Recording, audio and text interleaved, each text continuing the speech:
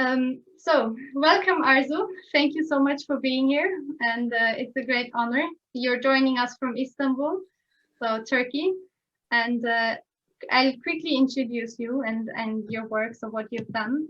Arzu is a journalist from Azerbaijan, it's a country in the Caucasus, and she has been writing and working on human rights issues and freedom of the press and other important issues in her country, Azerbaijan, which is an autocratic state.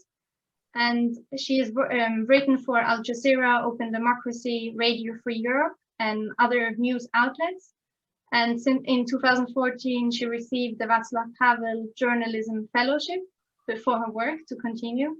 And in recent years, you've also focused on digital surveillance, so how repressive states like Azerbaijan use censorship and repressive tools to curtail and control the internet. And yes, and today she's joining us from Istanbul because she can't return to her country. You've been too critical for the taste of your government. And yeah, it's a tragedy, but it's great that you're continuing your work. So I'll now give the floor to you and just ask you, like, what did you study and how did you start with your activism work and how did you become a journalist? Well, first of all, thank you for having me. It's a pleasure to be with you today. Well, how did I start? Well, I studied international relations as my undergraduate degree. I studied it in Ankara. It was my basically study abroad experience. I finished my high school in Azerbaijan, and then I was admitted to the school in Turkey, so I came here. And then after finishing my undergraduate degree, I went on to continue with my studies at London School of Economics, where I pursued my master's degree in global politics. I wrote my thesis on Nagorno-Karabakh conflict, actually, and the role of civil society organizations in the conflict. I guess I may have to go back to my thesis and reread it and probably rewrite it if I have ever time to do it, because so many things have changed since I wrote that paper, which was in 2005, I believe.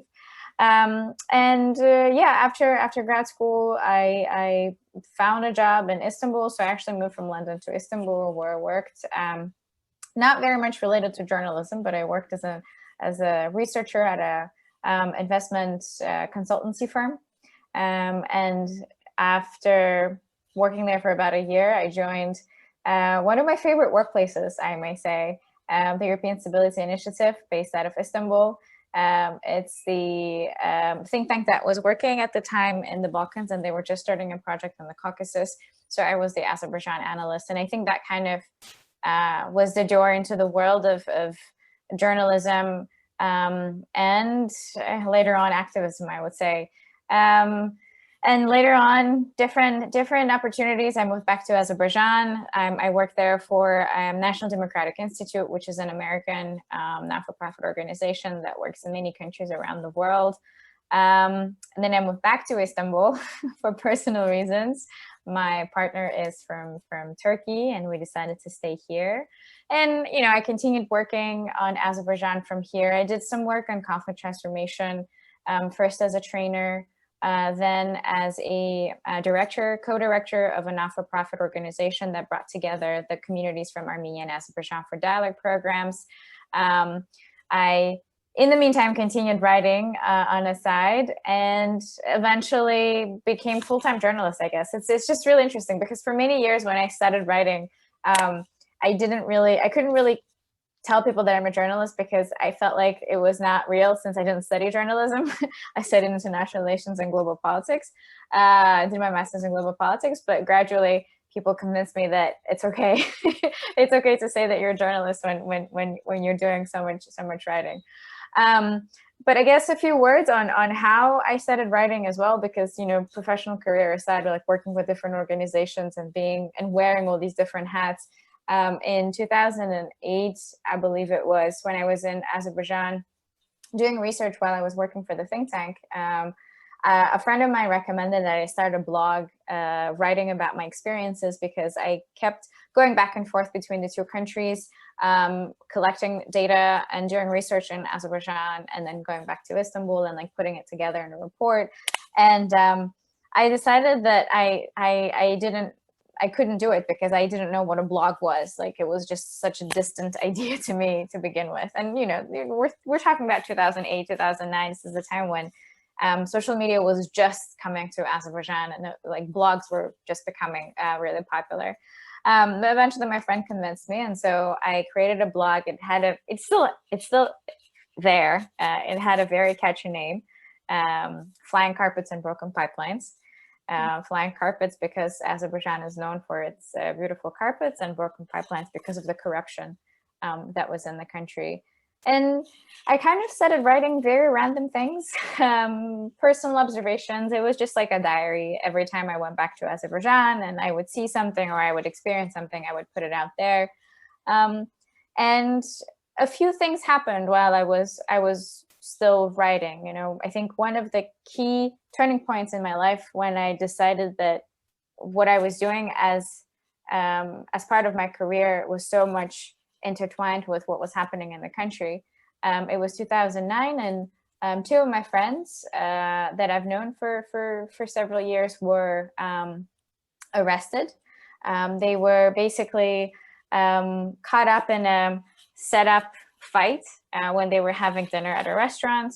And by the time they went to the police to report that they've been beaten, the two men who beat them up were already at the police station, convincing police, although they didn't really have to convince the police, but convincing the police that it was actually two my friends who beat them up. And eventually they were detained. They were sentenced to pretrial detention, and then the court began, the hearing began, and they were sentenced to 2 years and 2.5 years, respectively, on charges of hooliganism. And I think for many of us who were among that group of friends, it was a shock because, you know, by that point, we've been so used to seeing, you know, politicians getting arrested, or sort of the traditional opposition candidates or members of the opposition parties get arrested, but we never really experienced someone from our generation, from sort of our group of people, get sentenced to completely bogus. And the reason why they were targeted was because they were two young activists from Azerbaijan, and they were doing really interesting work. They both had different movements. Adnan, one of the bloggers, he set up with his friends, he founded this movement called To Be, which in Azerbaijani means all. And Emin, he was a founder of a different network called An, and it was Azerbaijan network, basically. And they both kind of attracted a lot of students, but in different forms. An focused a lot on Azerbaijanis who were educated abroad, but who came back to Azerbaijan and who could be involved in, you know, awareness raising projects and giving lectures and doing campaigning in the country and basically educating. That was their focus. And all they also did a lot of social messaging campaigns. They would do, you know, YouTube videos on harassment against women, or they would prepare these like small sketches on the patriarchal tradition in the country, you know, sort of again to like educate the younger generation. And why they eventually got into trouble was not just because of this activism, but because the same year that they were arrested, there was a story that was that had to do with the Ministry of Agriculture of Azerbaijan purchasing 2 donkeys from Holland, I believe. Each donkey cost 40,000 euros. And obviously it was a case of corruption, and while journalists were reporting it, it didn't really get much traction among public, basically. And so what Emin and Adnan did was they ordered a donkey costume. When it arrived, one of them got dressed as a donkey, and they organized a press conference with Mr. Heysel, who was grilled by the journalists from Azerbaijan about what it was like to be a donkey in Azerbaijan. And there were like a lot of tricky and funny questions like, oh, Mr. Heysel, if you were born again as a donkey, where would you like to be born? And, you know, Mr. Heysel would say, of course, I'd like to be born in Azerbaijan, because Azerbaijan is a great country for donkeys. Donkeys can do whatever they want, and, you know, and things like that. So This really didn't go down so well with the authorities because they thought it was too close to criticizing them. And so shortly after the video went viral, they were caught in this set up bar fight, a restaurant fight, and they were basically punished for it. So that's how I guess the activism / writing part really came together. And yeah, I kind of integrated myself into this world of activism without really planning for it. But would you then say that the fact that you studied abroad and that you lived abroad kind of influenced how you perceive things in Azerbaijan? And that also the fact that you knew people who were directly involved in activism, that kind of motivated you to work in the field? Well, of course, I think many of us who were part of these different networks in Azerbaijan either studied abroad or had some kind of experience living abroad. And we knew what we wanted to do in Azerbaijan. You know, we wanted to change things. We wanted to see progress and development and democracy. And we knew that the only way that we can do it, because we didn't hold any political positions, we didn't hold any, you know, key government positions, it was through activism, by raising awareness. And we did it through the ways that we learned through our experience abroad, or by hearing it from our peers who did study abroad and different methods and whatnot. And of course, I think if there was one thing that really brought us together, it was this fact that we've had that experience of being abroad and also experiencing how our peers lived in other countries. I mean, some of us studied in the US, some of us studied in Europe, and we saw what life was like, and we wanted to have the same things in Azerbaijan. We wanted to have the same equality, same access to education, same opportunities as our peers that we met abroad. So it definitely had an impact. So we can say that you were lucky that you went abroad, so you had a different view on your country when you came back as well. Absolutely. I mean, for many of us who did study abroad, this was an opportunity, and I consider myself lucky for sure that I had this opportunity. Yes, now maybe I'll give a few facts about Azerbaijan for people who don't know the country, or maybe who didn't even hear about it before the recent conflict. So it's a country in the Caucasus. Wait, maybe I'll share a map with you. I think that's always very helpful to see. So let's look here. So this is Azerbaijan. Oh, here. So it's between the Caspian Sea and Armenia, and neighboring with Russia, Georgia, and Iran. And yes, so it's in the Caucasus, one of the countries. It's been governed quite authoritarianly since the end of the Soviet Union. So it was a former Soviet country. It's in 1983. Haydar Aliyev, so the father of the current president, came to power. And 20 years later, in 2003, his son came to power, and both of them consolidated their power ever since. And the last free elections actually took place in 1983, which is quite a long time ago. So it was a former Soviet country, and it is very rich in energy resources. So we do import gas from Azerbaijan as well.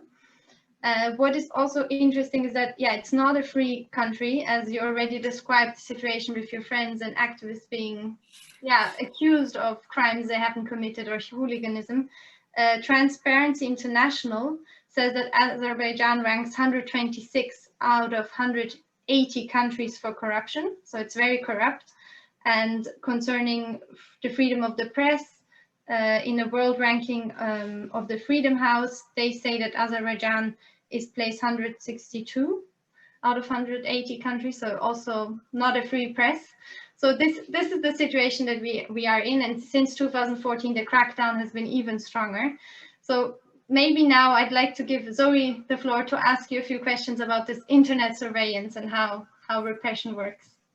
Yes, thank you. Yeah, exactly. I want to ask you a bit about the situation of human rights and freedom of speech in Azerbaijan, and including digital surveillance. And I want to start by asking you a bit about the website Azerbaijan Internet Watch, which you launched in 2019. And it's an online resource platform that tracks and maps internet censorships and surveillance in real time in Azerbaijan. So I wanted to ask you first of all, well, what are the results that you have learned from this? And yeah, are there any lessons learned from this website? Has there been any criticism from governments or other sources? And what has the response been to this initiative? Sure. Thank you. Thank you for the question. And thank you for a summary of the situation on the ground, Fanny. I think just one correction. The last independent elections that we did actually have was in 1992, which was right after the independence, a year after the independence. And that leader who was elected democratically was toppled by the father, Heydar Aliyev, who passed away in 2003, and his son replaced him in unfair elections. Now back to Azerbaijan Internet Watch. Yes, it was launched last year. It was basically a product of my research I did that year at a Berkman Center at Harvard University. I was on a fellowship from Open Technology Fund, and it's called Information Control Fellowship. And it's a great name because you actually do what the fellowship says. You research information controls in countries that are interesting to you. And I, of course, researched Azerbaijan. But I think it's really important to say how I came to this research myself, because, you know, when I started doing journalism, you know, first blogging, then journalism, and writing about what was happening in Azerbaijan, you know, internet was one of this spaces where a lot of the discussion was happening. So think of kitchen tables from like the Polish Revolution now to like Facebook, where Facebook basically became the kitchen table among the people, where they would discuss everything, you know, from daily problems to their criticism against the government and whatnot. And what was really interesting was that for a really long time, I would say pretty much since like the mid 2000s, like when social media became really popular in the country, it became a really useful tool, not only for the civil society activists and opposition activists, but also for the people to express their opinions, because they also realized there isn't really much space where they can go and share what they were living through. And so, yeah, as I said, it became this like massive open kitchen table where you could get all kinds of informations. And, you know, a lot of the independent media that was not shut down did their publications through their websites, and they were accessible through their websites. And they also had their social media accounts that made it even more accessible to people who, for instance, didn't have time to go online and, you know, scroll through the posts and check the news and whatnot. And Fanny mentioned the crackdown that started in 2014. So, you know, that kind of was the turning point when the government didn't just switch off sort of this channel of funding for the independent non-governmental organizations in the country, but also started slowly creeping into the world of internet in the country. And they started targeting also activists online. So it wouldn't be just going after a director of some NGO and again charging them with bogus crimes that they never committed, but also going after activists that were vocal. Either they would, you know, charge them again with a bogus crime for their online criticism, or if they were abroad but they had a family inside the country, they would come after their family members. And this has became very common, I would say, after 2017, 2018. And the reason for this is because in 2017, the parliament, together with the other government institutions, issued a order to block access to all independent news websites in the country. So they were only accessible if you had a VPN or if you had a mirror link to the website. And again, it was just like yet another signal and evidence to the fact that the government was just really trying to suffocate any kind of independent voice that was left in the country. And I was observing all of this, and at the time I was doing research on internet freedom in Azerbaijan, and it became really interesting to me just to, you know, how to watch how all of this happened. And, you know, I met OTF at one of the conferences I was attending, the organization, and I was like, well, this would be really interesting to research on, like, you know, how this internet censorship started in Azerbaijan, where it came from, how gradual it was. And so I applied for this fellowship, and I got it. And so I went to do the research, and it really showed how widespread the crackdown in Azerbaijan was. You know, in addition to cracking down on independent press offline, in addition to going after NGOs, there was also this whole internet crackdown that was taking place. And I did my research. I did this like really great timeline of great, depressing, but great chronological timeline of what was happening in Azerbaijan on the side of information controls. But I wanted to do more. You know, the research paper finished by the time I finished my fellowship. I was like, well, this would be really great to continue doing it. And so I had the opportunity to again apply for a funding through the OTF, which I did. And so that's how Azerbaijan Internet Watch was born, basically. The website was set up with through the grant, and so did the content that started flowing on the website.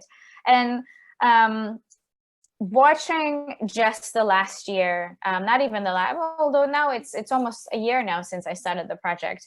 You know, I can tell you that with regard to censorship, online censorship in Azerbaijan, but also the surveillance tools that are being used, it has not just increased, it has become part of a crackdown in Azerbaijan.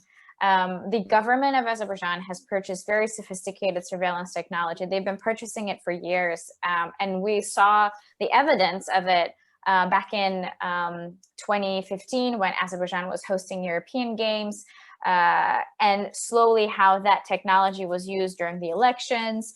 And by this technology, I mean, you know, we're talking about deep packet inspection, or we're talking about surveillance tools that allow for a hacker get into your device and, you know, copy all of your passwords, copy all of your documents, turn on the video without you actually knowing that the video is on, or, you know, eavesdrop on your phone conversations and whatnot.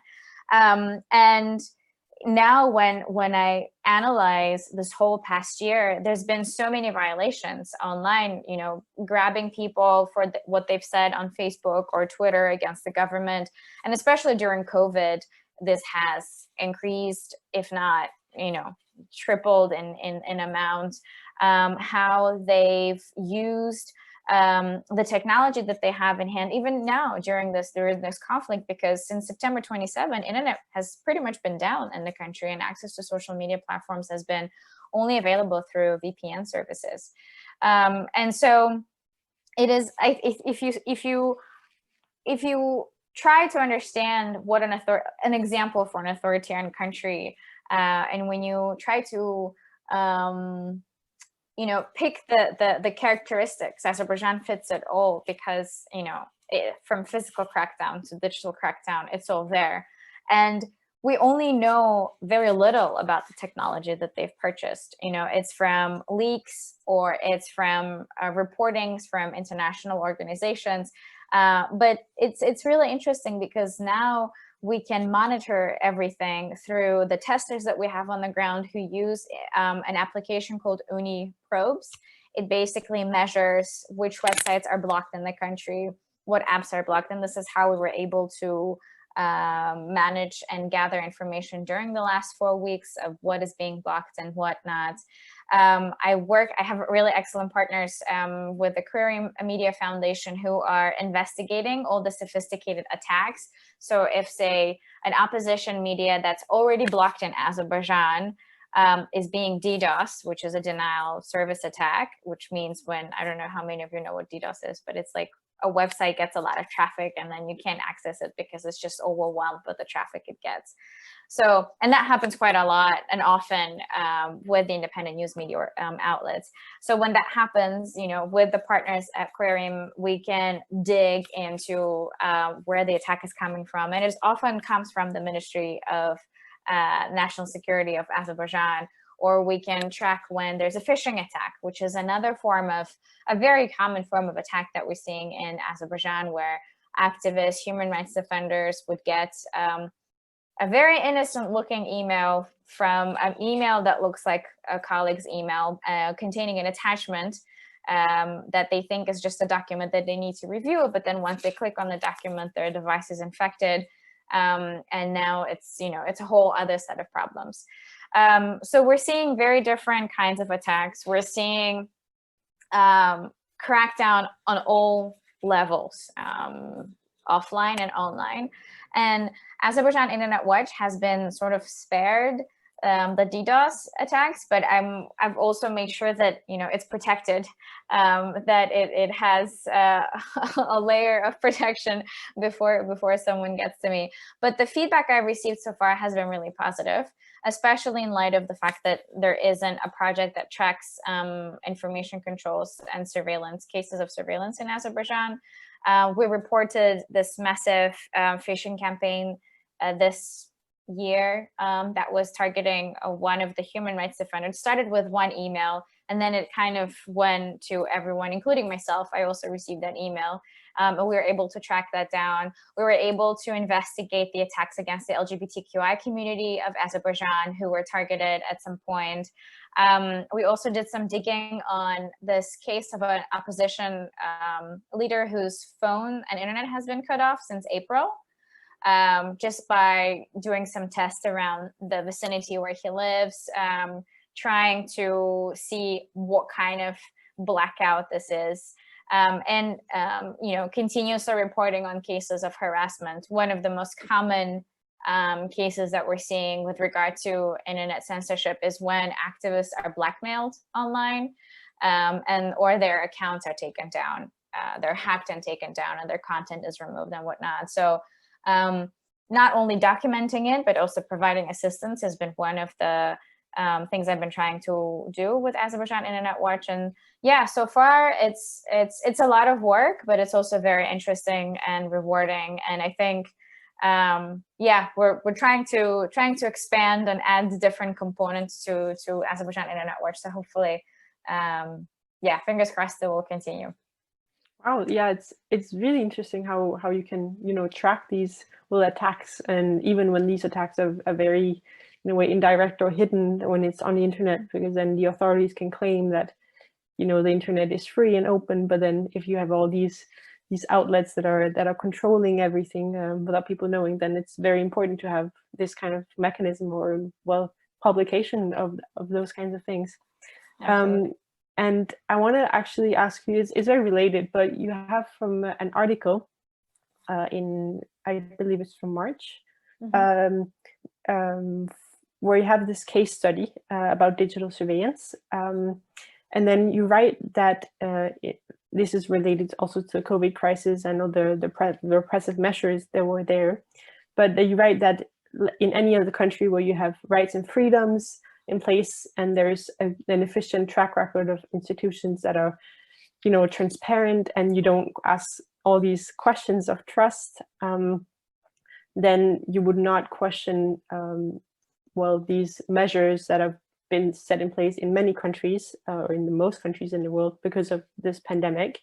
But then you write that in a country where there's rigged elections, corruptions, lack of trust, then you start to ask questions, immediately. So in your opinion, I want to ask you, how do you start kind of breaking this evil circle of, rights violations, corruption, rigged elections, lack of trust? Where do you even begin? Because the problems are so big. What do you think? That's $1 million question. I think it's really hard to give one answer to that question. I think it's a process that has many different steps. And I think in the context of Azerbaijan, one of the first things that need to happen is for people to actually have access to different kinds of information. I mean, if we take, for instance, media, which is where all of us get our daily information from. In Azerbaijan, you only have government news outlets, or you have news outlets that are independent, but they're funded by someone from the government or who's close to the government. So the information that an average Azerbaijani gets from these platforms is biased because it's just one line. So how do you provide alternative information? You know, I work with Radio Free Europe, and one of their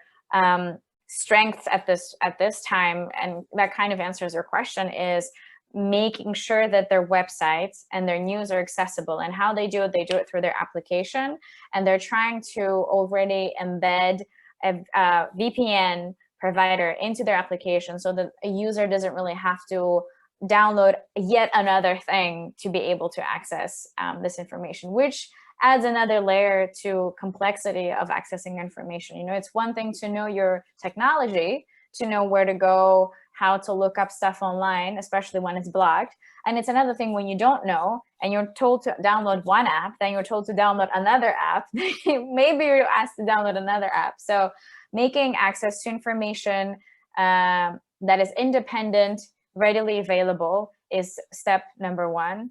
But I think even before that, it all starts from education, and we didn't really talk about it, but I think one of the saddest developments in Azerbaijan since an independence was lack of trust in education system and lack of education reform to begin with. A lot of the, first of all, teaching material was kind of outdated and is still outdated. And there is no modern way of teaching. You know, it's just kind of old, traditional, memorizing everything, no analytical skills given and whatnot. And also, you know, it's, again, it's an outdated form of education. So if you're raised in that kind of system, obviously you don't really know when to ask the right question, where to go for a resource and whatnot. So, you know, we need to address that. How we address it, that's a really good question. I don't think in a system like the one we have now in Azerbaijan, we can talk about educational reform, even though we've had several new ministers of education. I think we need to ensure that the civil society, the independent organizations that used to have presence in Azerbaijan are back in the game, who can provide this alternative education, which was the case before they were all shut down, before the 2013-2014 crackdown. You know, one of the projects that Adnan's movement set up was AFU, which means Free Thought University. And what they did was organize these weekly lectures, all kinds of speakers, you know, professors from universities, journalists, academics. They would come and talk about various issues. And it was this alternative educational school, or alternative education for students who were interested in these topics. But then we couldn't have that anymore because the initiative was shut down. So, you know, that's why I said it's like a multi-layered process. You know, we first need to bring in the civil society that could work independently and that can do all these things together. Then we need to obviously ensure their safety so that they're not, you know, sent to jail again. But overall, I think it's also asking that people of Azerbaijan are ready for this process, because sometimes, you know, there's a sense of getting used to what you have, or you give up. You don't want to change anything, or you're just too tired of the process, and you don't really want to change anything because, first of all, you don't believe in change. You don't believe that you can change anything, and that you don't really think that it's going to be long lasting. And this is the problem, you know, all of the crackdown, all of the censorship has also taken away from people this motivation to do things, to produce and whatnot. And I'm saying this, you know, I also still have to give credit to friends and colleagues who are still on the ground in Azerbaijan, who are still trying to do some kind of educational work, awareness work, development work. But, you know, for things to change, it needs to be a shift in mindset. There needs to be a shift in the way government approaches the work of non-governmental organizations. There needs to be a shift overall among non-governmental organizations as well, because, you know, we were used to, as NGOs, as representatives of civil society, let's just put it, we were used to this comfort. We thought that this would be forever. Like we would be able to do projects, we would be able to work in the country, but we weren't prepared for anything. So I think, you know, the mindset of NGOs also needs to change to you know, operate in a different environment, to have measures in place and whatnot. So yeah, I mean, it's there is no one answer to that question, and I think that's like a topic in itself. Could be a topic for an hour-long discussion. But I would say of the top priorities, it's the education, but it's also, you know, the role that the non-governmental organizations could play in changing the status of the current status. Yeah, it was a very difficult question. But yeah, I think it really, I mean, I had a lot of good points, especially this accessibility thing, that it can be very simple, that if there's one less blockage to reaching independent information, then more people might access it. And then of course, like, as you say, like education and civil society and how important NGOs are, and well, activism. But yeah, we could talk for hours about this, but I think we'll have to go on. Yes. And I'd like to give the word to Clara, who will talk about the role of activists and journalists and more. Yes, hello. Yeah, you already mentioned quite many different groups who are engaged in the work of human rights. And so I was wondering, in your opinion, what kind of activism do you believe is the most effective? Is it rather going on the streets or this rhetorical work? And I was also wondering, how much influence do you have or can you have from outside of the country? Or is it maybe even a benefit of not being in Azerbaijan? That's a good question. And, you know, I think my answer to that question has changed given the experience of the last 4 weeks. And I'll explain why, but let me go back to the beginning. I think one difficulty that people like myself have and continue having in Azerbaijan is that if you're a journalist, you know, any other label that you take on, you know, whether you're an activist or something else, it doesn't, you know, there's this sort of understanding that if you're a journalist, you're a journalist. You know, that's just what you do. But in a country like Azerbaijan, you're not just a journalist, but you're also an activist, and you're also, you know, an NGO person. You just have to engage in as much as you can, because there are not enough people. The manpower isn't strong enough, and there is a need for basically everyone do many different things. So I think this is sort of something that I wanted to share before I dived into the rest of my answer.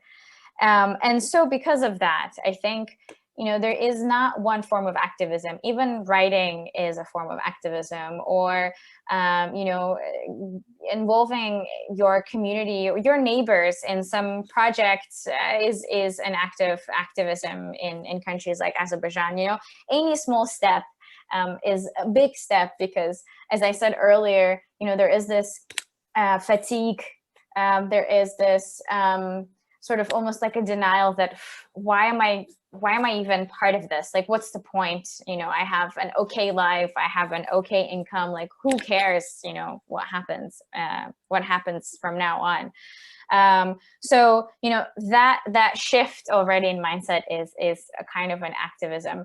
And I think right now, considering the experience, looking back at all forms of activism that I've observed in Azerbaijan, or whether it's organizing women's march or political rallies against the government, or any other form of nonviolent resistance that's been voiced in the country, it goes hand in hand with online awareness raising. You know, now it's all about hashtags, you know, hashtag Women's March, hashtag opposition party, whatever like the name is, you know, these kind of things. But it's done because you also have this need to inform your external audience of what's happening in your country. So you need to have folks on the ground who are organizing, and who are willing to go on the streets. And then you also need to have folks online who are also doing the messaging part, the sort of the media, the PR part of the campaigning. So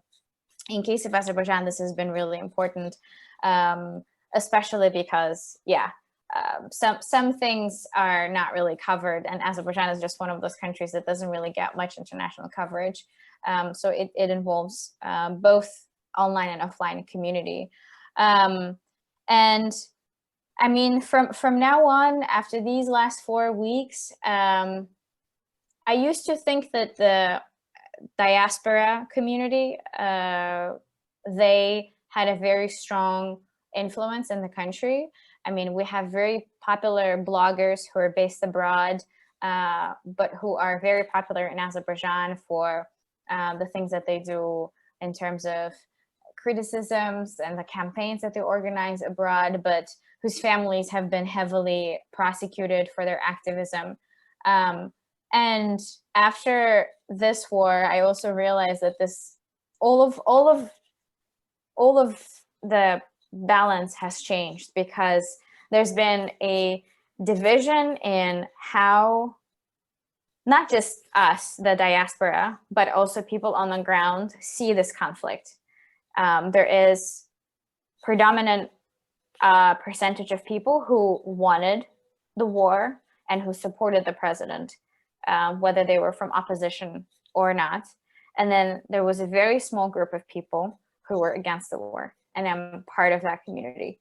And my reputation, it has been tarnished because of the coverage that I've done or the things that I've said publicly about this conflict, including other friends of mine who are part of this group and who've made it explicitly clear that we're against the war. And so I think just as the geography of our country is changing, I think the whole concept of civil society has changed in Azerbaijan. And I don't think I have an answer to the question of how we're going to continue working in the country or outside the country, because I'm pretty sure no one will want to work with me after this war, or at least the colleagues that I've worked with would probably not want to have me by their side because of my opinions of this conflict. So maybe we are on the verge of seeing very different form of activism, very different form of organizing, but it is definitely going to be in a very different context, in a very different country from now on. Thanks a lot. And it was really interesting I haven't thought about that big shift, because I was always seeing in media, this is the activists going on the streets, but yet I think it's really this mix that is that important, makes a difference, and all together. And also really interesting the part that you said about personal influence on the work with on the work that you will have with colleagues or not. So I was also wondering about how generally your work, not just now, but in the past years, personally affected social interactions with friends or family of yours, or of other people in your surroundings, or if it had an influence. Or I'm sorry, I missed the first part. How did your work or influence your personal social interactions? All right, great, thanks for repeating that. Previously, before this last 4 weeks, my work has been well received, more or less, including if going back to a couple years ago, when we still had a very significant number of political prisoners in Azerbaijan, doing advocacy on their behalf, going into meetings, traveling, trying to basically tell their stories. It was well received. I don't know if this is going to be the same from now on. I've heard in the last 4 weeks many things from people that I considered friends and colleagues about well, no one will going to work with you. We don't need your help anymore, and etc. But prior to this, it was welcome. And it was a joint effort, because some of us work for international organizations abroad, and we do projects in Azerbaijan. And it was always this, again, even if there were no organizations in Azerbaijan, at least we were trying to do some projects in the country to help with matters that were important, whether it was poverty or engagement with youth or programs for artists and whatnot. There was this constant sort of brainstorming of like, what can we do? How can we support the friends on the ground? What can be done? And in my case, it was always about telling the stories. My job as a journalist is to tell a story, to explain what's happening, to break it down. And some people not liked it, some people did, and it's never about pleasing an audience, I guess. In the last four weeks, I think one of the demands that was made clear from the very beginning was, Arzu, you have to tell the story. I'm like, okay, I am telling a story, but a story has very different sides, right? And you can't just tell one side of the story without telling the other. That would make me a biased journalist.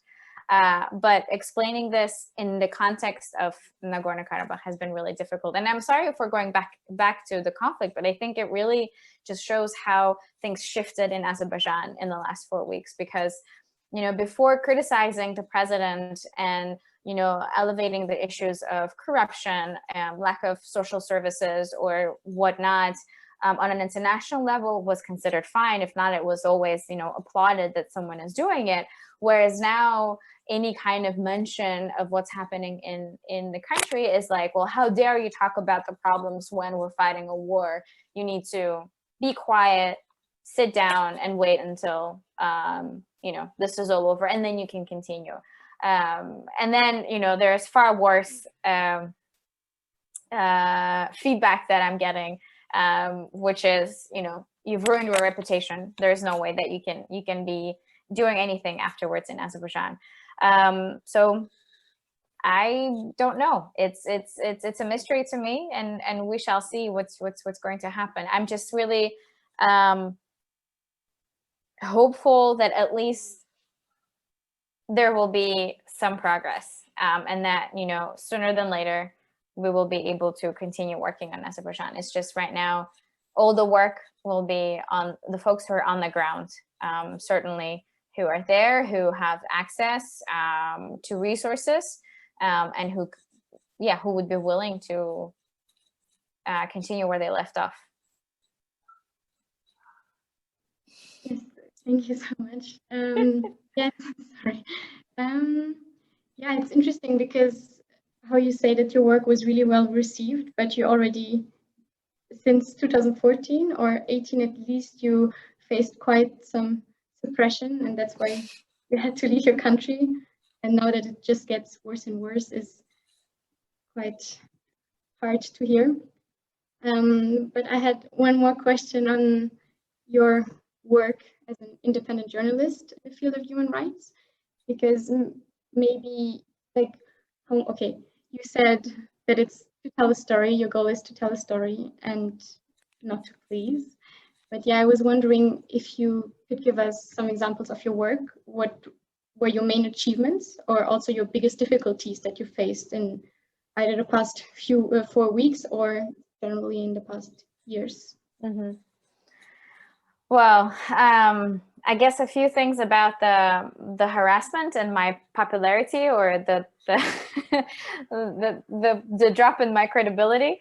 So in 2014, I was part of this massive online harassment campaign that kind of turned into defamation campaign because of the work that I was doing at the time for a Turkish-Armenian newspaper based out of Istanbul called Agos.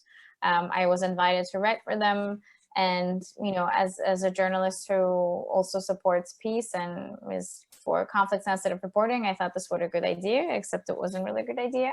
So that's when the harassment happened. It lasted for a couple of years, but like the really peak was 2014, 2015. I wrote about this experience, you know, a couple of years later when I did a story on trolling in Azerbaijan, and kind of, you know, dived into this whole world of trolling that exists in Azerbaijan. Obviously not as big as in Russia, where you have a troll army, but in Azerbaijan as well, it's quite significant, and they are very much put to use by the government around election time or political rallies or whatnot.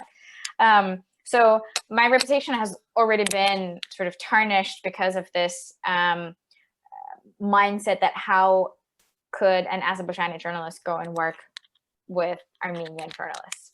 So that's like one thing.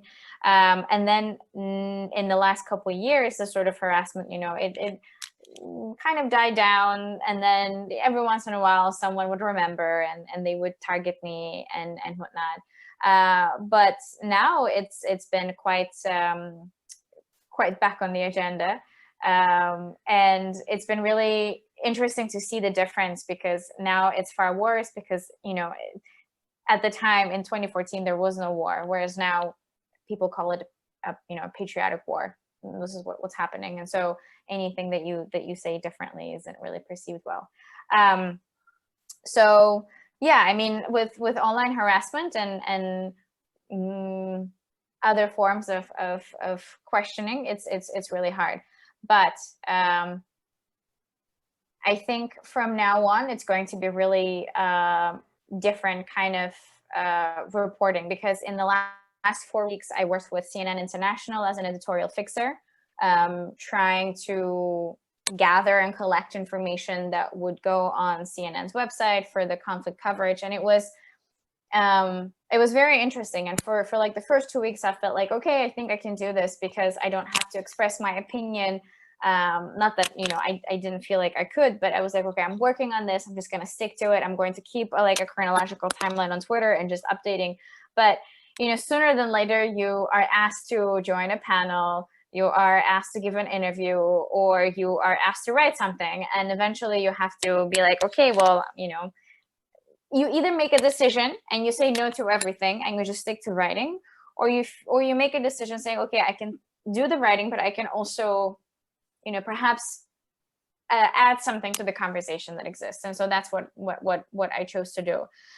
Reporting from afar on this conflict perhaps wasn't the hardest.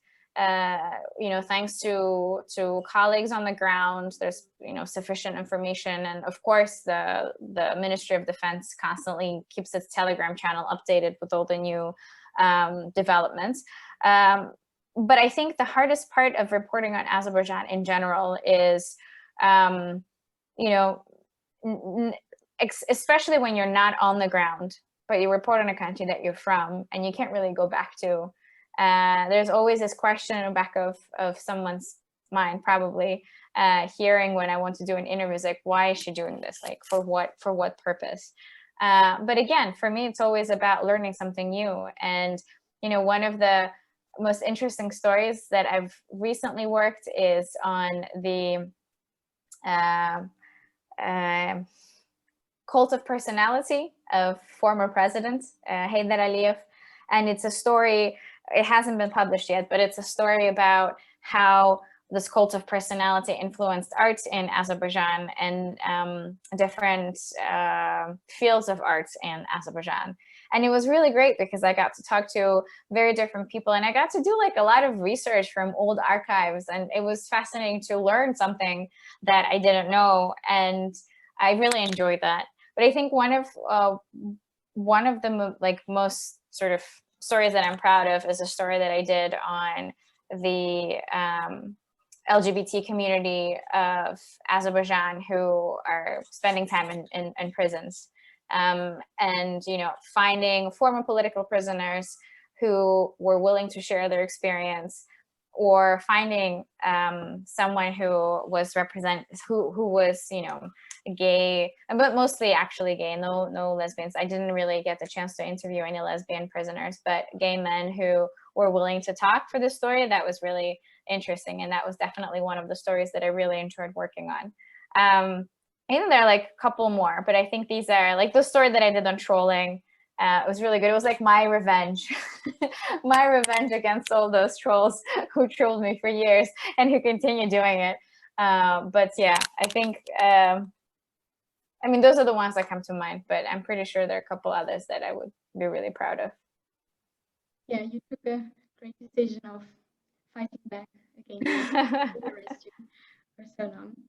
And yeah, as you talked quite a lot about the influence of conflict with Armenia on the politics and the situation of human rights, I will give the floor to Fanny to especially talk about this subject now with you. Sure. Yes, well, we already kind of started with talking about Nagorno-Karabakh. So maybe just as a background, so this is it's not a conflict that just started a month ago, but it's kind of ongoing since the 1990s when there was already a war and between Armenia and Azerbaijan. And maybe it's best if you give us a bit of a context. So you wrote in an article recently that you consider yourself to be part of a generation of war, kind of growing up with this conflict already when you were young. So what do you mean by this when you say a generation of war? Is it, how present was the conflict with Armenia and relations with Armenia in your life? Sure, thank you. Yes, it was, you know, I think it's not just how present it was in my life, but how much Nagorno-Karabakh is part of identity of Azerbaijani people.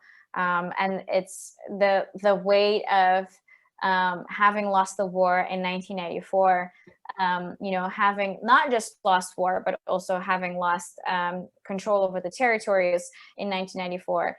And, you know, a lot has been written about Nagorno-Karabakh.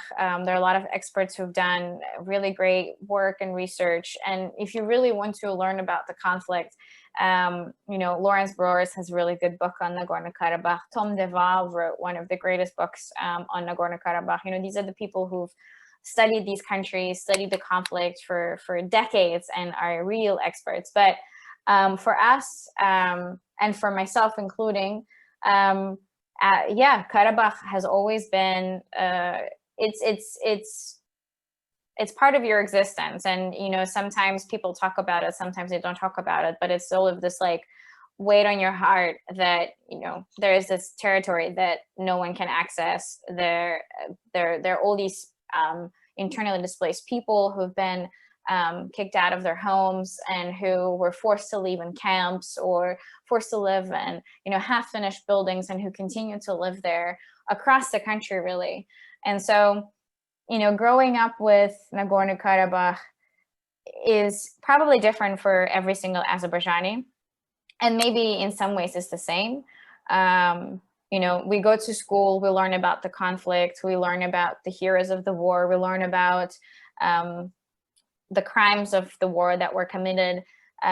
We go to work, and this is part of life. It's always on, you know, the data commemorated every year of the towns that were lost during the war. So, you know, it's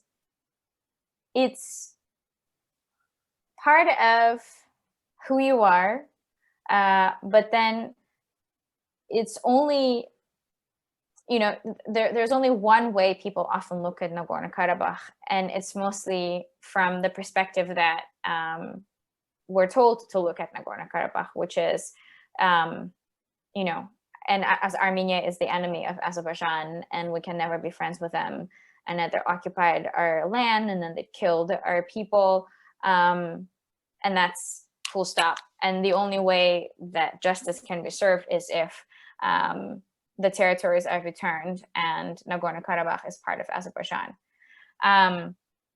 And, you know, as a kid growing up, or as an adult later on in life, you know, once you start asking questions, it really is like a decision you make, you know, whether you stick to what you're told, or you start asking questions and reading more and trying to also understand the other side.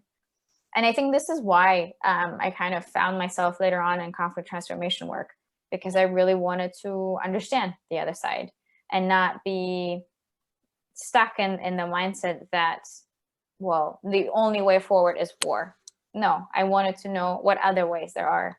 And I felt like dialogue programs and cross-border cooperation projects was one way forward to change this concept of growing up with war. Because yeah, we are a generation of war, and it only has been highlighted in the last 4 weeks that we're still part of it, and we will be, because now the trauma, the losses, the consequences will be with us for decades.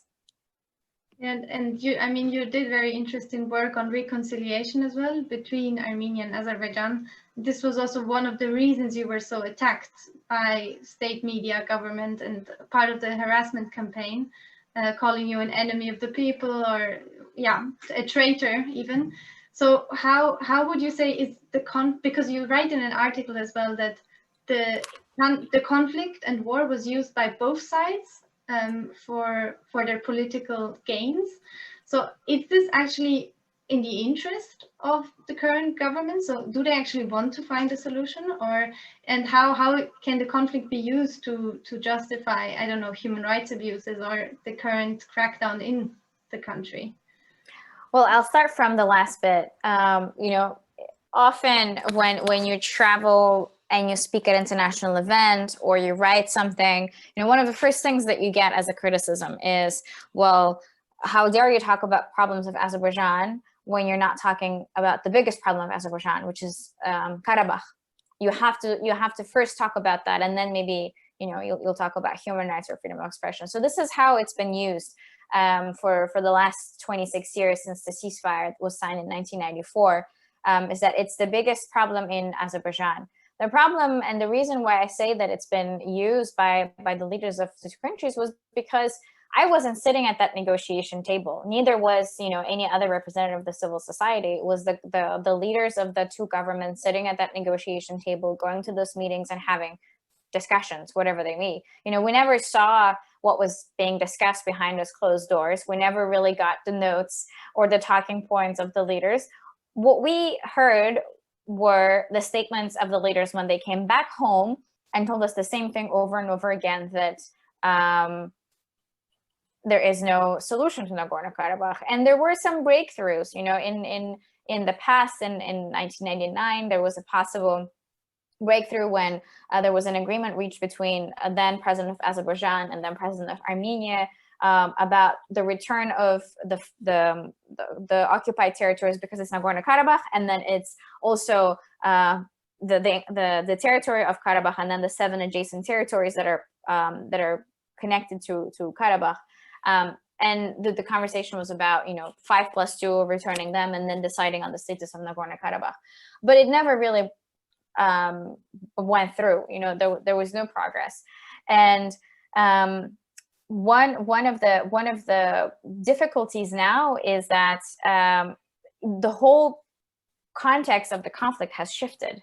We're no longer talking about 5+2. We're no longer talking about 2, because the government of Azerbaijan, the army, has liberated 4 of those territories. So there's a very different conversation happening now. You know, whether it will be resolved and how it will be resolved and when it will be resolved at this point really depends on the presidents, because both leaders made it very clear that they will go until the very end, until there are concessions made. Azerbaijan has a very clear demand. The president of Azerbaijan has made it very clear that total deoccupation, full return of territories, and then resettlement of Azerbaijanis in the territories. And then we're talking about the status. But we're not talking about granting Nagorno-Karabakh independence. This is the government line. And, you know, Pashinyan has his own line of arguments. And in the meantime, what's happening on the ground is a humanitarian crisis.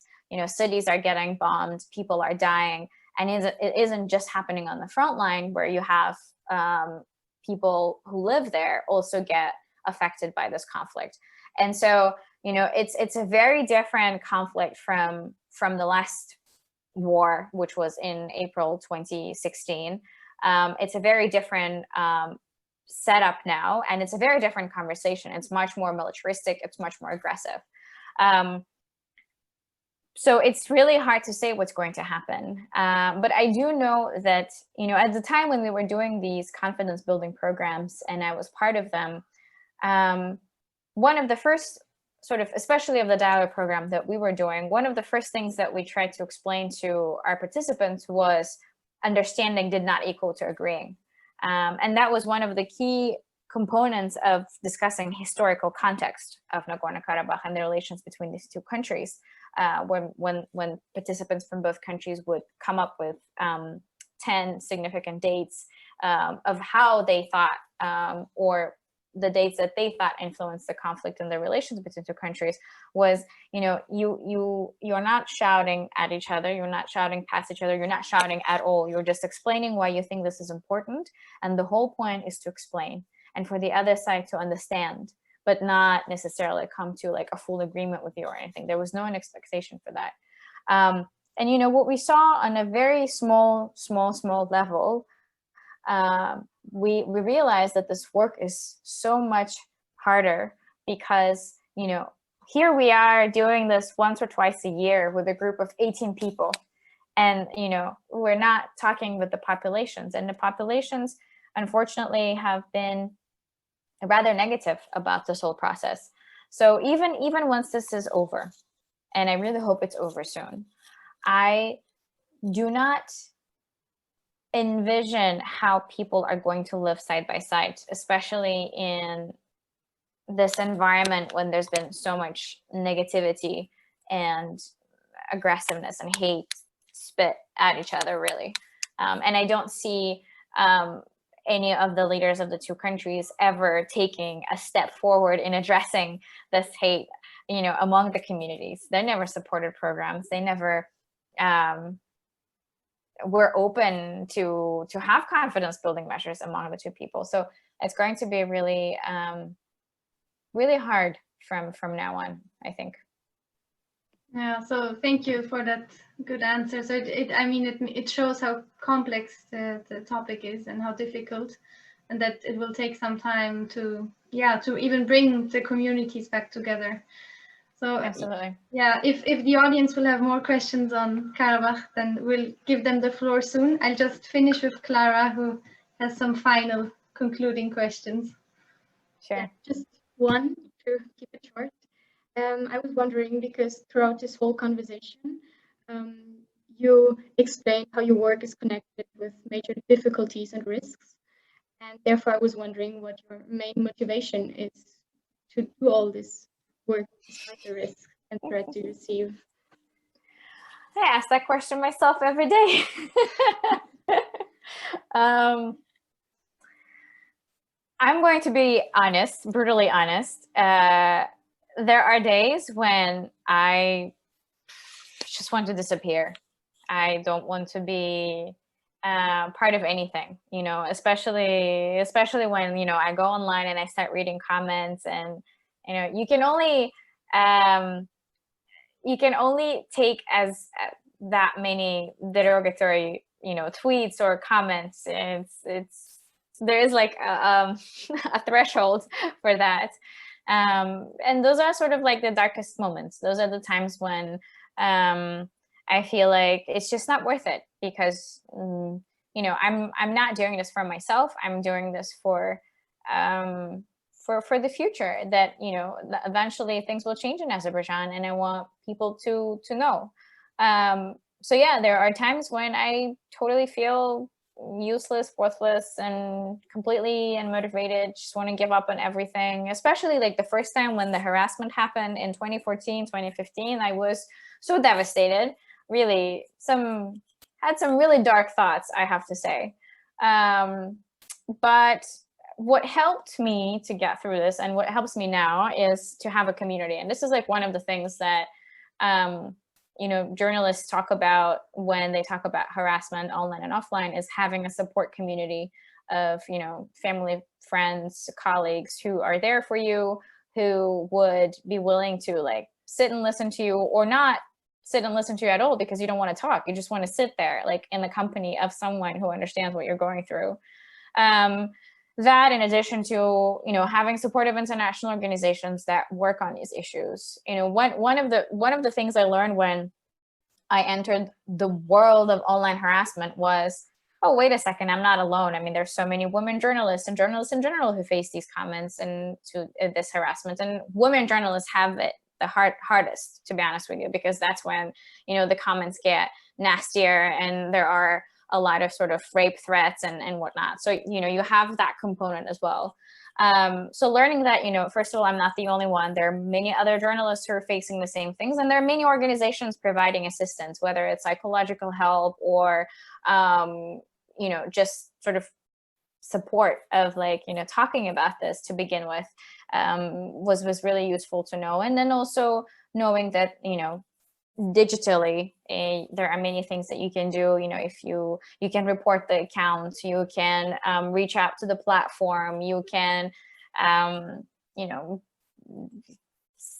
improve your digital security to make sure that you're not hacked. And there are many things that you can do, and these things help. And in general, I would say, I think the life of journalists has changed in the last decades, especially like the types of threats I think have faced. Obviously, things have gotten harder with the online environment, online atmosphere that exists there. But all in all, I don't know. I really like writing. As I said, you know, I like telling stories, and I'll keep doing it for as long as I can. But to be honest with you, I've been completely exhausted, and you know, this is one of the reasons why I'm already thinking about early retirement. Like, when can I retire the earliest? So yeah, it's there is no, you know, magical cure to this, and it's also like making a decision. I think it was in one of the interviews that a friend of mine did. She was blackmailed with sex tape back in 2012, and in one of the interviews she said, you know, when we choose this career, she's a couple years older than I am, we make a deliberate choice of not having families, of not having personal relationships, because we know that eventually it will they will either come after us or they'll come after family members. And you know, she was absolutely right in that. You know, it's almost like you choose this sort of solitary path for yourself. But I also disagree with her, because you know, you don't really have to be all alone. And you know, going back to what I said just earlier, you know, you still can have community around you, whether you know it's your partner or your friends or your colleagues or other support mechanisms. It's just a matter of like mentally preparing yourself, and yeah, keep moving. It's really, really inspiring to hear. And maybe, no, I mean, it's really selfless of you to invest all this time for something that seems so hard to reach, human rights and the solving of the conflict. But yes, now I will give the floor to Zoe. And yes. Yes, I mean, we'd just like to kind of open the debate for everyone to ask questions, thoughts, comments, and it would be great if you can just use like the raise hand function if you want to speak, and if you're not comfortable with that, you can also write in the chat. That's also completely fine. So if anyone wants to talk, go ahead and well, raise your hand or write or whatever you prefer.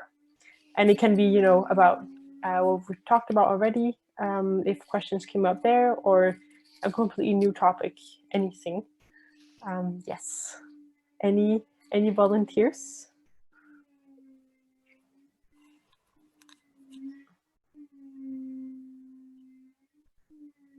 You can also just put your mic on. Maybe that's easier. Yes, definitely. Just go yes, ahead. I'm sorry, I cannot find the raise hand function on the Zoom, but I want to raise my hand. First of all, Arzu, thank you a lot. It's a wonderful presentation you had. I would almost say I'm proud of you. You really are a very courageous person, and I think it's very mainly I was touched by the very well balanced way you look at the conflict on Karabakh. I know, well, I experienced personally in Azerbaijan how difficult and not to say impossible that is, because it really makes you an enemy of the people, and it's really. I've deserved my title. Yeah. I have many questions, but one question has to do with you were talking about what needs to be done in order before, apart from the Karabakh conflict, what needs to be done to change things, to change corruption, the authoritarian system, etc. Now you were talking about civil society or the possible power of education, but one thing you mentioned is especially well, puzzling me for many years in Azerbaijan, that is the fact, are the people ready for change? You already mentioned there is a kind of fatigue, and this is also what I noticed. Just for the sake of clarity, I wrote my doctor's thesis on the, let's say, interaction between politics, Soviet politics, and history writing in Azerbaijan. And I wrote the biography of, probably you know, Zia Bunyatov, who was a hero of the Soviet Union, but also, let's say, the father of historiography. I think my work was not very biased and it was quite balanced, but I made a critical analysis. But after my defense, which was exactly 1 year ago, on the internet, there was a huge, so many people were very active in harassing me, of all kinds of harassment. So the hooligans, but also I get Academy of Sciences, and this, or historians, for instance. Luckily, not everyone, but many. And it's also looked like an official, let's say, deed of aggression of the Academy, launched by the Academy of Sciences. So this also made me think, are the people ready? I personally, I don't believe the people are ready, but then why not? Huh? Because they would like to be ready. So what is the, you know, what is the impossibility that make people not willing for change, which has strongly also to do with the Karabakh conflict, of course. Yeah. I mean, it's a really good question, and you know, a couple of days ago, I had a meeting with two friends of mine from Azerbaijan, who are, luckily for me, are still sort of, you know, they keep their sanity, and we're on the same sort of side of things, and we talked about this actually. But we talked about it from a very slightly different perspective. You know, one of the things that we discussed was, you know, had we have free, independent elections, and had we had a leader who was not after, you know, making money and becoming popular, had we had, or, you know, even if this was the case, and this is the case, if there was still significant investment into the livelihood of people, you know, if, you know, they didn't have to live on minuscule salaries, they didn't have to pay bribes every time they've gone into a government institution, if they didn't have to, you know, pay bribes in universities or schools to get better education or get, you know, fair access to it all, if there was a decent living life for people where there was still, you know, pockets of independence and freedom, I think we would be talking about a very different Azerbaijan in comparison to what we have now. But because we never really had any of it, it's of course hard to say whether people are ready or people want any change or people are willing. But I think, you know, one thing that's really interesting about the people of Azerbaijan, and I think it's the same with everyone, is what when when something changes to a positive, when someone realizes that, you know, things could be different and better, and it impacts them immediately, they start thinking differently. They start asking questions like, well, you know, if I was just able to get like an appointment with my doctor who was very kind to me and gave me like the right list of medication that I can now go and get from the pharmacy for free because I have really good insurance. Oh, well, yeah, maybe things could change. But without that, you know, there's no guarantee. Obviously, we can't really guarantee anything. But I would think, and like one of the things that we talked about this again, meeting with my friends was like, well, if this was the case, like if there was so much, at least, you know, this kind of independence and freedom in the country, then probably we would also speak a different language with Armenians at the moment, and it would not be filled so much with hate and aggressive rhetoric, but it will be very different tone in the language. But you know, it's really hard to say. Unless we try it, and I think, you know, what I'm getting hope from is, and again, this was 4 weeks before, was, you know, this active involvement and participation among people, going to the protests organized by the opposition, or, you know, voicing their opinions, or, you know, trying to ask questions. That was giving me hope. After these last 4 weeks, I cannot really say that I still have the same hope, because even the, you know, most hardest opposition members are supporting the president and supporting the war. So, and to be honest with you, I don't know. And I don't think that things will change after all of this is over. I don't think we're going to have immediate prospering economy or, you know, freedoms and whatnot, unfortunately. I don't know if I managed to answer your question, but yes, yeah, no, well, it's almost impossible to answer, but no, it's very. Thank you for your answer. If there is a second question actually connected to this, because as you said, unfortunately, all the negotiations are between, well, the presidents or Prime Minister Pashinyan or Aliyev or whoever, with the leaders of Russia or America or maybe Turkey. It would be certainly a much better idea to have, let's say, on a high level, EU level, for instance, negotiations with people from the field. I mean, NGOs or civil society, even apart from the fact maybe they support the war, maybe they don't, but still, that would be, I think, a very important first step. absolutely. I mean, I think one of as you say, all the leaders are flourishing thanks to the conflict, because they can keep their authoritarian system. They don't have to change. Even opposition, even the so-called dissidents are supporting the war. So it makes them even more powerful.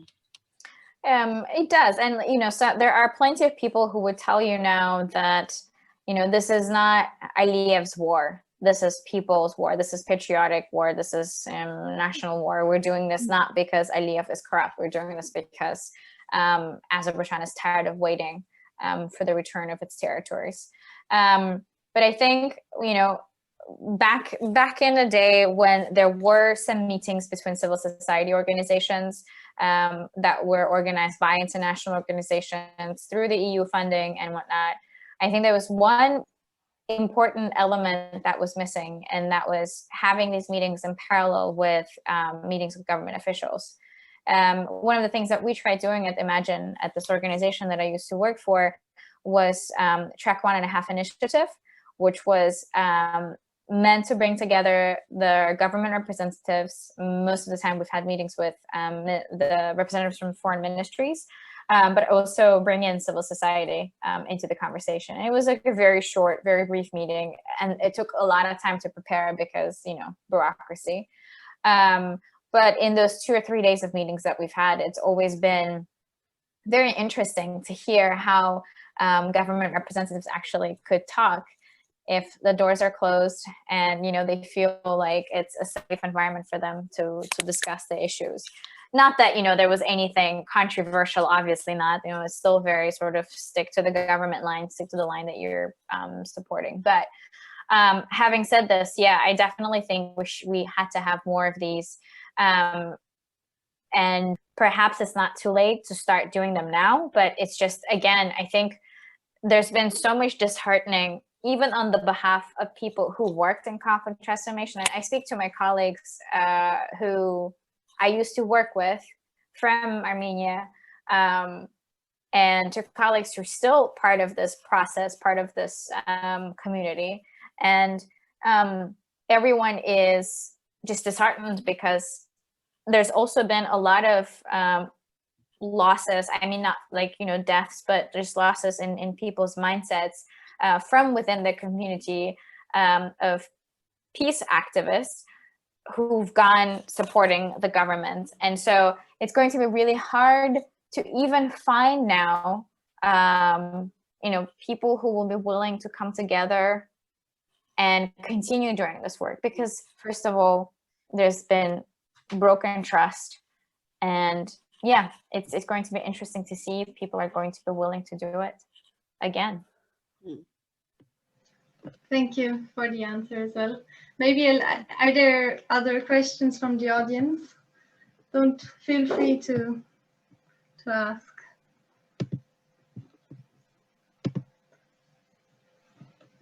Some people have to leave. I think, yeah.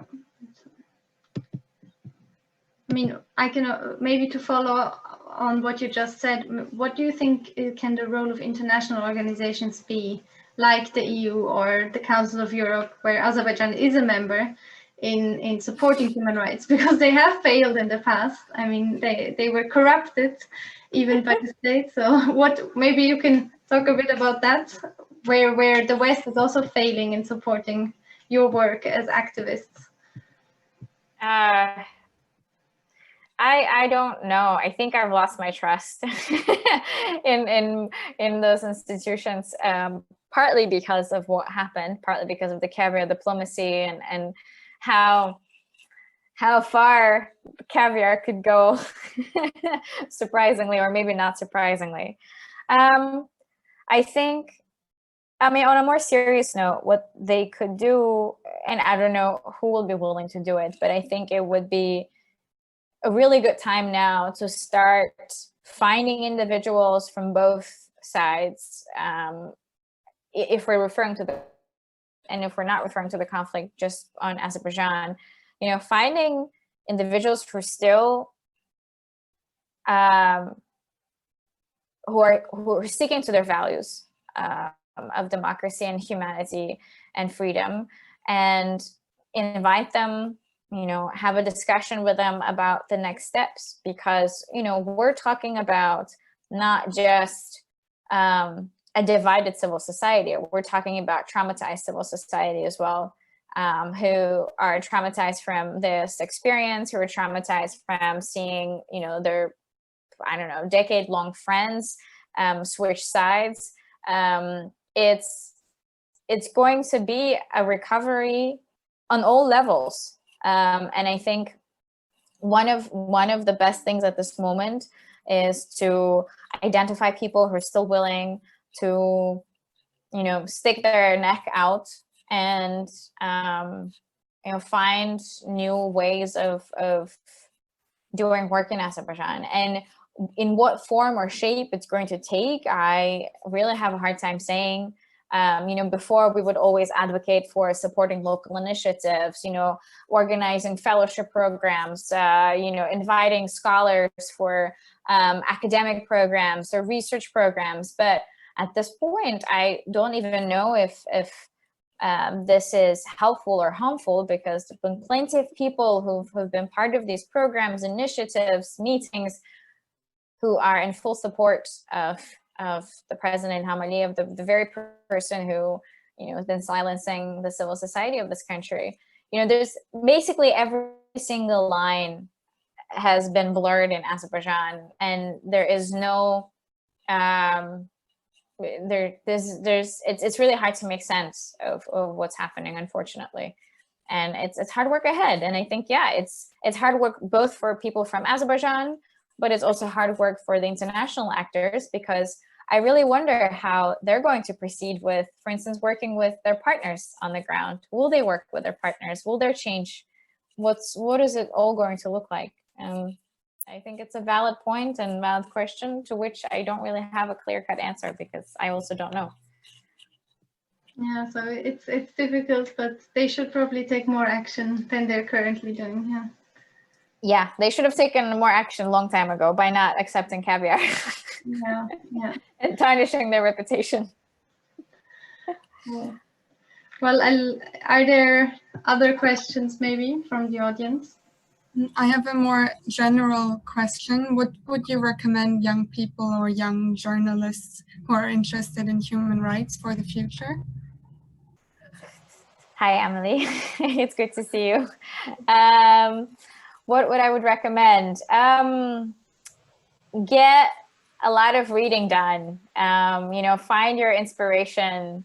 Don't give up if your article is turned down by an editor of one publication. Keep pursuing your dreams. I mean, all of this sounds cliche, but it's a changing world, and just there are a lot of challenges, but I think it's really up to us to find the opportunities among those challenges. And there could be moments when it's total despair and you feel like you're in the wrong field, doing completely wrong thing. Trust me, it happens to me many times. It still happens to me even now, after years of doing this work. But you just keep pushing, and you keep pursuing, and always have plans. Always have alternatives. Always have this drive. I think that's really important. Have a plan A, plan B, plan C. Have as many plans as you can, really, and keep pushing. I mean, don't give up. There are plenty of publications, plenty of outlets out there, and maybe at this point you don't really need an outlet that is like well known. Maybe you can create your own outlet, or you can go to Medium and write stuff there, get recognized. It's just, you're always going to find an audience. I feel like in this day and age, you're always going to find an audience that will be interested in hearing what you write, what you research, what you want to do. Yeah, thank you. Sure.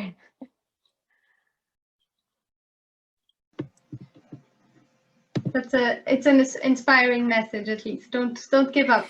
follow your dreams and have plans. And don't forget to have fun every now and then, huh?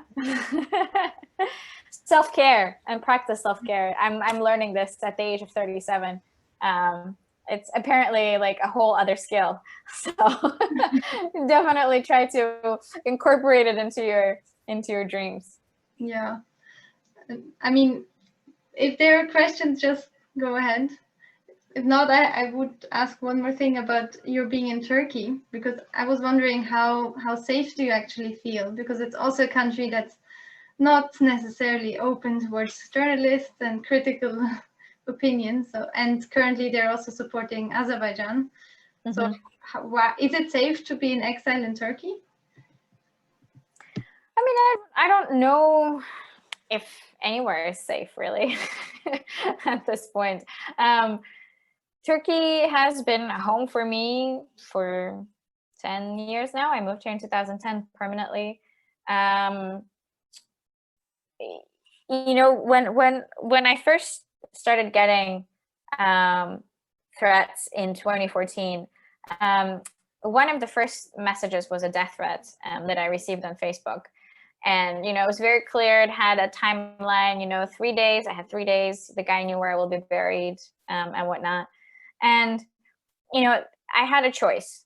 I was either going to panic and lose my shit, pardon my French, and, I don't know, try and become more controlled of my environment, or I would continue my life as it was. And I chose the latter because, sure, I was afraid. Sure, you know, you start checking every time you go outside.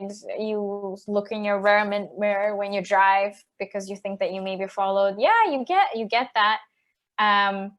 But I think, you know, had this been in any other country, I think I would have felt the same, just because it's personal, right? And no matter where you are, the protection that you get may not be good, may not be there on time. So, but I think I was very moved by the support that I received here in Turkey when in my first it's like my first experience with online harassment and now my other experience with online harassment. But yeah, like at the time there was a lot of support, a lot of people I never really knew came forward and offered any kind of support I needed.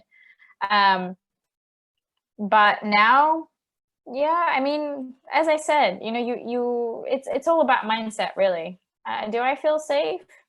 I don't know. I feel okay.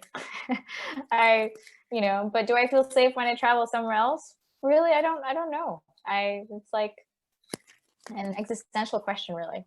It's, yeah, I feel fine here. Sure, there are times when I have questions and I feel like maybe this is not how it should be, but I also don't have any other choice. So I make the most out of it.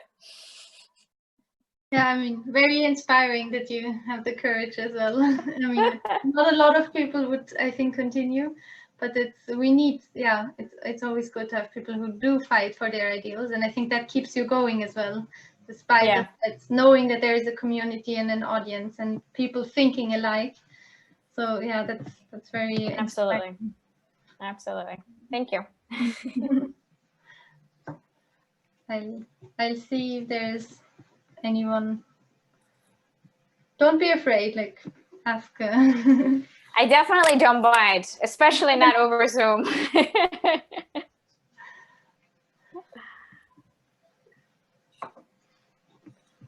No questions.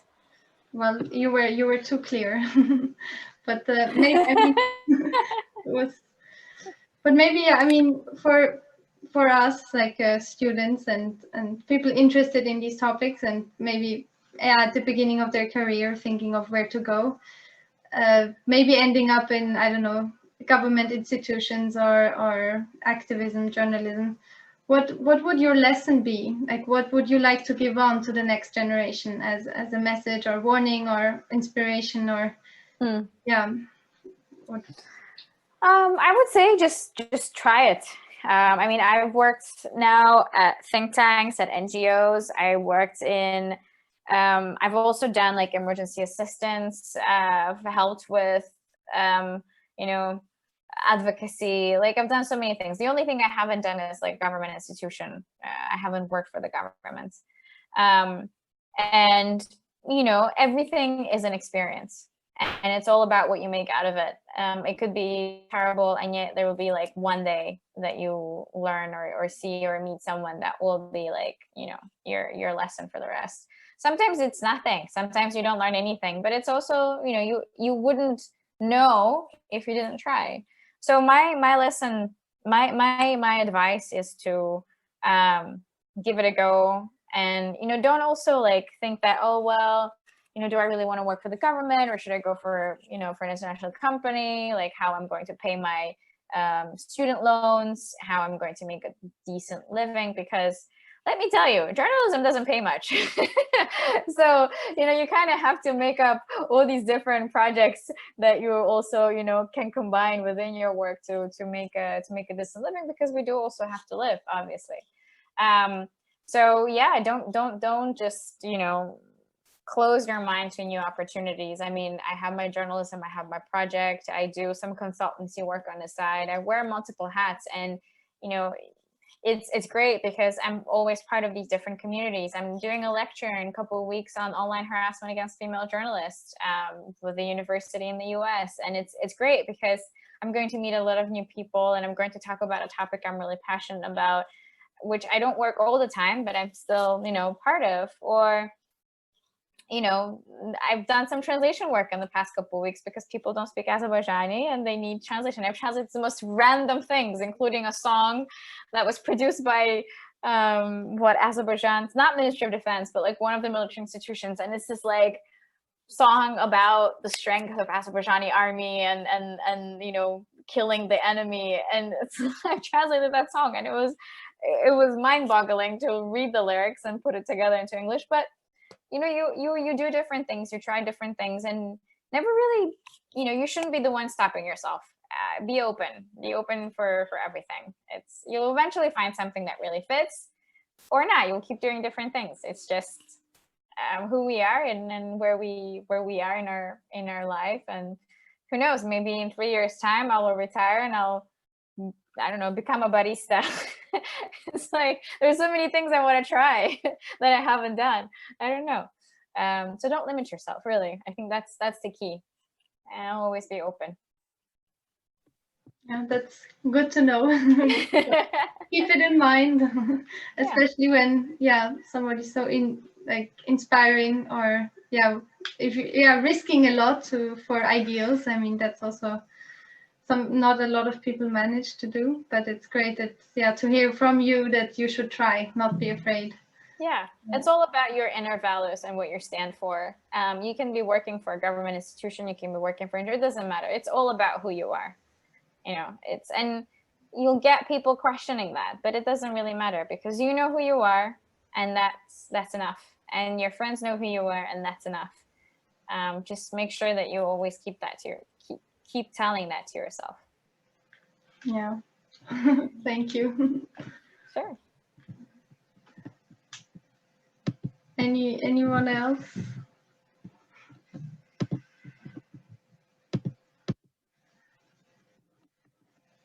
Yeah, I don't know. Is there anything you want to tell us to finish on Azerbaijan, or what we should remember? Or I'm just reading a comment that just arrived in the comment box. There is.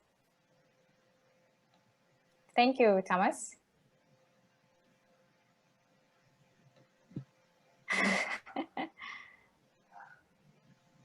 Well, you're very welcome. I'm glad this was helpful. I mean, really nothing to add. I think we've talked about everything. Maybe one other thing is not to, you know, there's always this like expectation in our communities, in our families of us, of you know, where do I see myself? You know, that existential question, where do you see yourself in 5 years? You know, there was this meme going around during the heat of the pandemic. Like, definitely not in the middle of pandemic, that's for sure. That I did not see myself that 5 years ago. You know, the social pressure, and I think people have started talking more about the social pressure. People are talking more about self-care and the importance of like this individual self.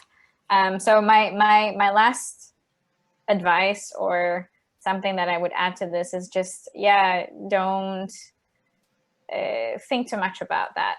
It's again, you know, it's a lot of pressure, and I understand, and especially now it's even harder. But at the end of the day, you can only do that much.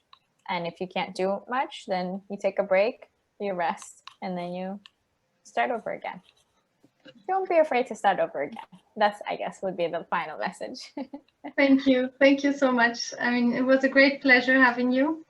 And Pleasure was all mine. I wish you good luck, and I hope, they're not too threatening, or that you won't get into trouble by, I don't know, by all the different government institutions in Azerbaijan trying to threaten you. So I wish you good luck and continue your work. It's very inspiring, and I think Thank you. It's good for students to find out more about your work for the future. Thank you very much. No, thank you for having me. It was a pleasure. I hope I didn't, you know, talk your ears off. I am glad to hear that you enjoyed it, and thank you for coming and staying. Yeah.